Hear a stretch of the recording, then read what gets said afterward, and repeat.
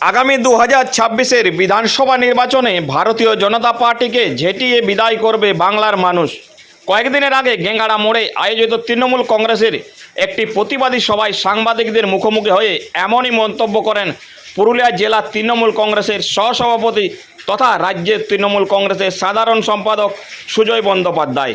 তার এই বক্তব্যের পরিপ্রেক্ষিতে পাল্টা প্রতিক্রিয়া ঝাড়গ্রাম সাংগঠনিক জেলার সাধারণ সম্পাদক লবসেন বাসকে বলেন, যিনি বলেছেন তিনি বড় মাপের নেতা। উনি তো গত বিধানসভায় পুরুলিয়ায় থেকে দাঁড়িয়েছিলেন, বিজেপি প্রার্থীকে কি হারাতে পেরেছিলেন? পশ্চিমবাংলার কথা বাদ দিয়ে পুরুলিয়া জেলায় কতগুলো সিট পাবে সেই বিষয়টা দেখুক উনি। তারপর কে কাকে ঝেঁটিয়ে বিদায় করে সমস্ত প্রশ্নের উত্তর হবে 2026-এর বিধানসভার ফলাফলে। আগামী বিধানসভা নির্বাচনে আমাদের নেত্রী মমতা ব্যানার্জি বলেছেন, আমাদের নেতা অভিষেক বন্দ্যোপাধ্যায় বলেছেন, সারা বাংলার মানুষ বলছেন যে এবার ছেটিয়ে বিদায় করে দেওয়া হবে ভারতীয় জনতা পার্টিকে। দেখুন, উনি তো বড় মাপের নেতা।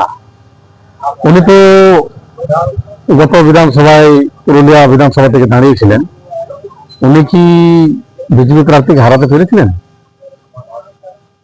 এবং পুরুলিয়া জেলায় কি রেজাল্ট হয়েছিল? তো সারা পশ্চিমবাংলার কথা ছাড়ুন না, কারণ পুরুলিয়া জেলায় উনি কতটা সিট পাবেন সেটা উনি আগে বিচার করুন। তারপরে কে তাকে ঝেঁটিয়ে বিদায় করবে না কি করবে সেটা 2026-এর রেজাল্টের পরে বোঝা যাবে।